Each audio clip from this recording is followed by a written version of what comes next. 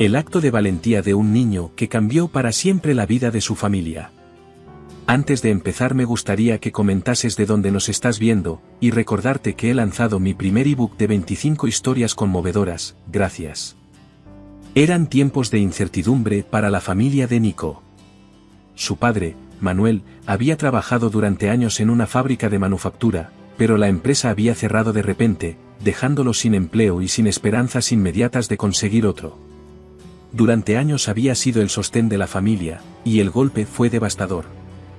Su madre, Clara, comenzó a trabajar largas horas en una fábrica de costura para intentar suplir lo que faltaba, pero el trabajo era extenuante y los ingresos apenas alcanzaban para cubrir lo esencial. En la pequeña casa, que antes rebosaba de risas y juegos, ahora predominaba un silencio lleno de preocupación. Nico era el mayor de 3 hermanos, aunque solo tenía 9 años, sentía una carga emocional mayor a la de un niño. Veía a sus padres agotados y escuchaba sus susurros durante la noche, intentando calcular cómo administrar el poco dinero que tenían. Veía el rostro cansado de su madre, con las manos cubiertas de pequeños cortes y las marcas del esfuerzo físico de coser durante largas jornadas. Su padre, normalmente lleno de energía, pasaba los días en casa intentando conseguir entrevistas, buscando trabajos temporales, pero los rechazos aumentaban su frustración y su tristeza. Nico notaba cómo la situación empeoraba con el tiempo, la despensa estaba cada vez más vacía, y hasta los pequeños lujos, como la leche con chocolate que tomaban los domingos, habían desaparecido. Sus hermanos pequeños no entendían por qué su mamá lloraba en la cocina algunas noches, ni por qué su papá tenía siempre una expresión seria y ausente. Pero Nico, con esa intuición que a veces tienen los niños, comprendía que su familia estaba pasando por un momento oscuro, y algo en su interior le decía que tenía que hacer algo. Una tarde, mientras regresaba de la escuela, Nico pasó por el parque donde solía jugar y notó un cartel en uno de los árboles. Decía, torneo de ajedrez infantil, primer premio, 500 pesos. Sus ojos se iluminaron al leerlo. Esa cantidad de dinero, aunque no era mucho, podría cubrir parte de la comida que faltaba en casa o ayudar con el alquiler que tanto les preocupaba. Era una oportunidad para hacer algo, para ayudar a su familia, pero había un problema, Nico no sabía nada de ajedrez. Sin embargo, en su corazón, sintió que debía intentarlo. Con una mezcla de emoción y nervios, Nico arrancó el papel del árbol y lo guardó en su mochila. Al llegar a casa, esperó a que sus padres se distrajeran y se dirigió al fondo de un armario donde guardaban un antiguo tablero de ajedrez que había pertenecido a su abuelo. Sacó el tablero con cuidado, recordando a su abuelo enseñarle brevemente los nombres de las piezas cuando él era muy pequeño. Abrió el tablero y colocó las piezas, observándolas como si fueran misterios a descifrar. Esa noche, mientras todos dormían, Nico se sentó frente al tablero y comenzó a experimentar. Movía las piezas, tratando de entender el juego, pero pronto se dio cuenta de que no era tan sencillo como parecía. Sabía que necesitaba ayuda si quería aprender rápido. Al día siguiente, tras la escuela, fue al parque y buscó a don Ramiro, un anciano que siempre estaba sentado en una mesa de piedra jugando ajedrez. Con manos temblorosas y el corazón acelerado, Nico se acercó al hombre y le preguntó, casi en un susurro, si podía enseñarle a jugar. Don Ramiro, un hombre de aspecto severo y cejas espesas, lo miró sorprendido. No estaba acostumbrado a que los niños se interesaran por el ajedrez, especialmente tan jóvenes como Nico. Sin embargo, algo en la mirada del pequeño lo convenció. Con un asentimiento serio, le pidió que se sentara, y desde ese día, Nico empezó a aprender. Todas las tardes, después de la escuela, iba al parque y se encontraba con don Ramiro, quien le enseñaba pacientemente cada movimiento, cada estrategia básica, y le hablaba de la importancia de pensar en cada decisión antes de actuar. Con el tiempo, don Ramiro comenzó a notar que Nico tenía un talento natural para la concentración y la observación, cualidades necesarias para ser un buen jugador de ajedrez. El anciano le explicó que el ajedrez no solo era un juego de piezas, sino una forma de pensar, de anticipar y de planificar, algo que podía aplicar también en su vida. Don Ramiro se convirtió en su mentor, y sin saberlo, en una figura paternal en esos momentos difíciles. A medida que la fecha del torneo se acercaba, Nico se sentía más nervioso pero también más decidido. No le había contado nada a sus padres, temiendo que no lo comprendieran o que lo detuvieran por creerlo una pérdida de tiempo. Practicaba en secreto, repasando cada estrategia, cada movimiento que le enseñaba don Ramiro. El anciano le hablaba sobre la importancia de mantener la calma en el tablero, de no apresurarse, y Nico lo escuchaba con devoción, aplicando cada consejo. Finalmente, llegó el día del torneo. Nico se levantó temprano, se vistió con su ropa más presentable y salió de casa antes de que sus padres despertaran. Sabía que era un riesgo, pero sentía que este paso era algo que tenía que dar. Al llegar al centro comunitario, vio que muchos niños esperaban, algunos acompañados por sus padres, y eso le hizo sentirse solo y nervioso. Pero en su mente pensó en su familia, en el esfuerzo de su madre y la tristeza de su padre, y esa idea le dio valor. El torneo comenzó y Nico avanzó con esfuerzo en cada partida. En la primera ronda, se enfrentó a un niño que parecía tener experiencia, pero aplicando las estrategias de don Ramiro, logró mantener la calma y vencer. A medida que avanzaba en el torneo, las partidas se hacían más complicadas, y en varios momentos estuvo a punto de perder, pero cada vez recordaba los consejos de su mentor y lograba superar sus miedos. Mientras tanto, sus padres descubrieron la inscripción del torneo en su mochila. Desconcertados y preocupados, se dirigieron al centro comunitario para buscarlo. Al llegar, se encontraron con la escena, su pequeño hijo, concentrado frente al tablero, con una expresión de madurez que nunca antes habían visto en él. Decidieron quedarse, apoyándolo en silencio y sintiendo un profundo orgullo y asombro al ver su dedicación. La partida final fue la más difícil. Su oponente era el favorito del torneo, un niño que llevaba años jugando y que no parecía estar dispuesto a perder. Nico se sentó frente a él, nervioso pero decidido, mientras recordaba todo lo que había aprendido. La partida se alargó, con momentos en que Nico parecía estar en desventaja, pero él resistió, aplicando cada consejo de don Ramiro. En un momento crítico, logró visualizar una jugada arriesgada y movió su reina, colocando al oponente en jaque mate. La sala estalló en aplausos. Nico, conmovido y agotado, levantó la vista y vio a sus padres en la grada, mirándolo con lágrimas en los ojos. Sus padres se acercaron y lo abrazaron, llenos de orgullo y amor. Para ellos, más que el premio en dinero, lo importante era el esfuerzo y el coraje de su hijo, quien había enfrentado sus miedos y se había superado a sí mismo por el bien de su familia. Con el dinero del premio, lograron aliviar algunas de las deudas y comprar comida suficiente para varias semanas.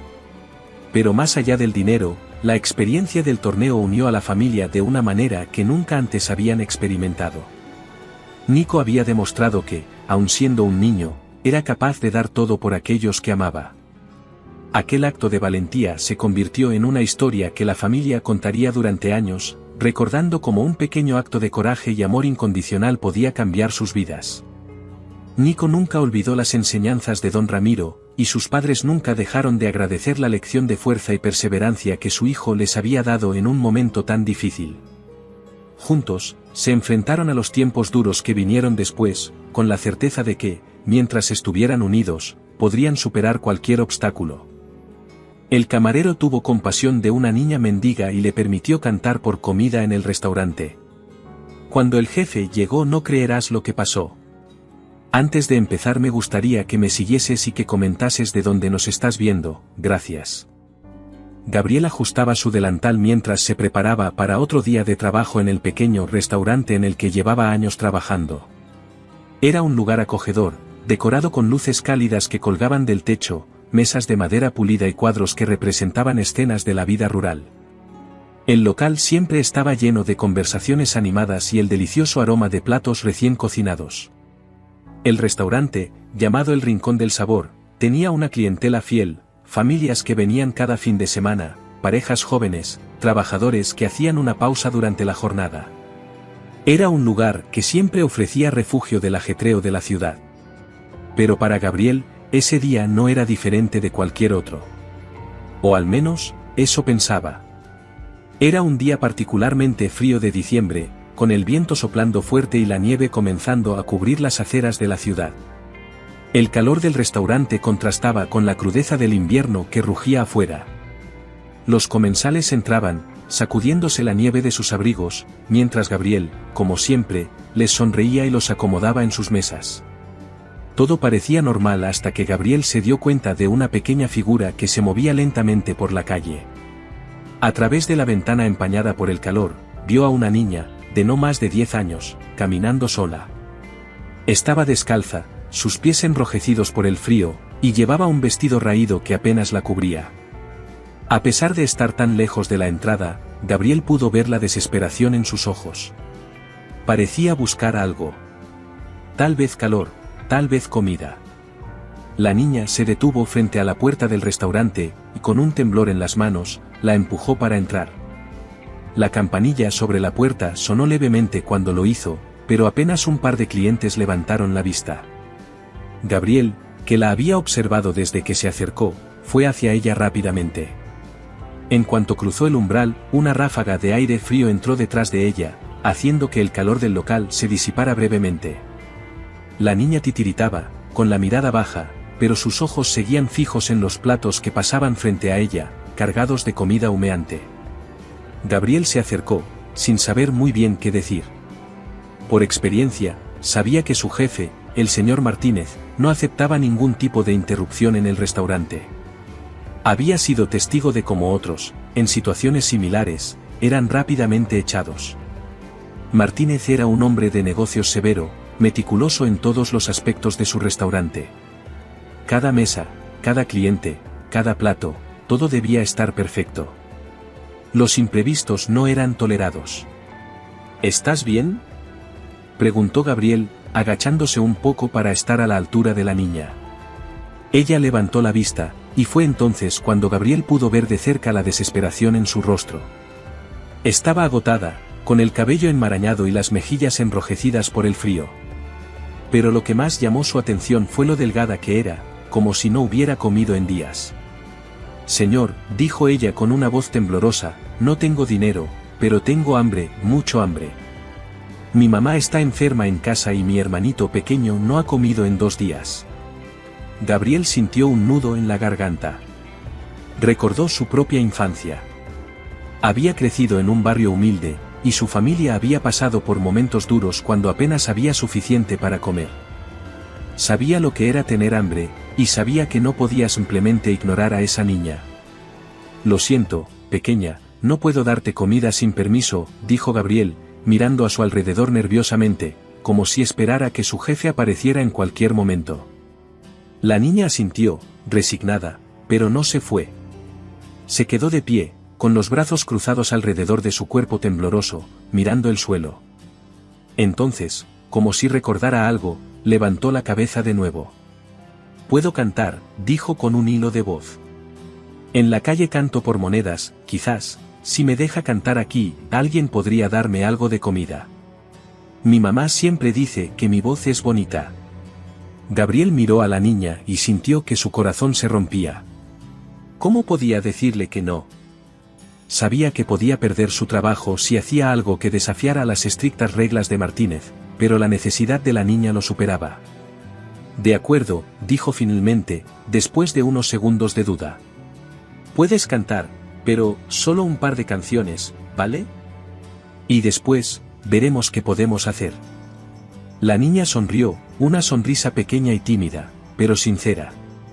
Se dirigió al rincón más cercano a la ventana, donde la mayoría de los comensales podían verla, aunque Gabriel la había colocado allí esperando que pasara un poco desapercibida.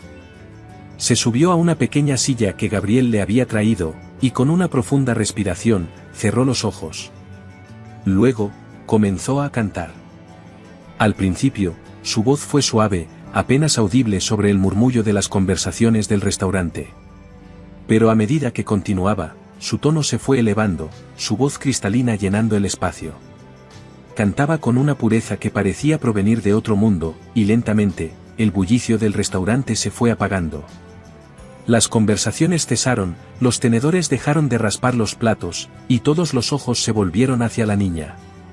Cantaba una canción popular, pero lo hacía con una emoción tan profunda que muchos de los clientes quedaron hipnotizados. Su voz era un contraste impresionante con su apariencia desaliñada y frágil. Era como si, en ese momento, hubiera dejado de ser una niña pobre y abandonada por el mundo y se hubiera transformado en una artista que tocaba los corazones de todos los presentes. Gabriel la observaba desde el mostrador, conmovido por la reacción de la gente. Algunos clientes comenzaron a sacar monedas y billetes de sus carteras y a dejarlos sobre las mesas, como si supieran que lo que la niña realmente necesitaba no era aplauso, sino ayuda. Pero antes de que la niña pudiera terminar su canción, algo sucedió que Gabriel temía desde el principio. La puerta de la oficina trasera se abrió, y con su paso firme y autoritario, el señor Martínez apareció en el restaurante. Su mirada se fijó inmediatamente en la niña, y luego en Gabriel. Su rostro se endureció. «¿Gabriel?», exclamó Martínez, con un tono cortante. «¿Qué es esto? ¿Por qué hay una niña cantando aquí? ¿Y por qué permitiste que una mendiga entrara al restaurante?». Gabriel se congeló. Sabía que su jefe era estricto, pero nunca lo había visto tan furioso. Sintió una ola de miedo al pensar que podría perder su trabajo.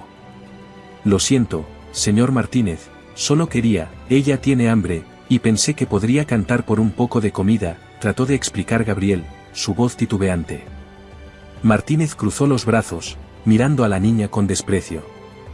«Este no es lugar para caridades. Si permitimos esto, ¿qué será lo siguiente? ¿Un refugio para mendigos? Este es un restaurante de calidad, no una plaza pública», sentenció. La niña, al escuchar las palabras del hombre, bajó la cabeza, avergonzada. El silencio en el restaurante era pesado. Todos los ojos estaban puestos en Martínez y Gabriel, y la tensión se podía cortar en el aire. Pero, entonces, algo inesperado sucedió. Un hombre mayor, que estaba sentado en una mesa cercana, se levantó. Se apoyaba en un bastón y vestía de manera elegante, pero sus ojos brillaban con una mezcla de nostalgia y tristeza. «Señor Martínez», dijo el hombre, en un tono calmado pero firme. «No puedo quedarme callado ante lo que acabo de presenciar. Esta niña tiene un talento extraordinario. Su voz ha llenado este lugar de una manera que ni siquiera la mejor de las comidas podría hacerlo. Y, más importante aún, está hambrienta». El hombre metió la mano en su bolsillo y sacó su billetera. «Voy a pagar por su comida esta noche», dijo mientras sacaba varios billetes y los colocaba sobre la mesa. «Y además, invito a cualquier otra persona que quiera contribuir. Estoy seguro de que esta niña y su familia lo necesitan más que nosotros». El silencio fue roto por el sonido de más personas sacando dinero de sus carteras y dejándolo sobre las mesas. En cuestión de minutos, una pequeña pila de billetes y monedas se había acumulado en el mostrador. Martínez, que al principio había permanecido inflexible, empezó a notar la marea de solidaridad que se estaba formando a su alrededor. No podía permitirse enojar a tantos de sus clientes fieles. Finalmente, suspiró, frustrado. «Está bien», dijo Martínez, resignado. «Esta vez haremos una excepción. Que se lleve la comida». Gabriel sonrió, aliviado, mientras recogía el dinero y lo guardaba en una bolsa para la niña. Ella lo miró con lágrimas en los ojos. «Gracias», susurró. «Nunca olvidaré esto». Gabriel la ayudó a cargar una bolsa llena de alimentos, lo suficiente para alimentar a su familia por varios días. Cuando la niña salió del restaurante, ya no parecía tan pequeña ni tan frágil. Llevaba consigo no solo la comida que necesitaba, sino también la certeza de que aún existía bondad en el mundo. Esa noche, el restaurante no solo fue un lugar donde se sirvió comida. Se convirtió en un refugio para la humanidad, en un recordatorio de que, en medio de las dificultades y la rutina, siempre había espacio para la compasión y el amor.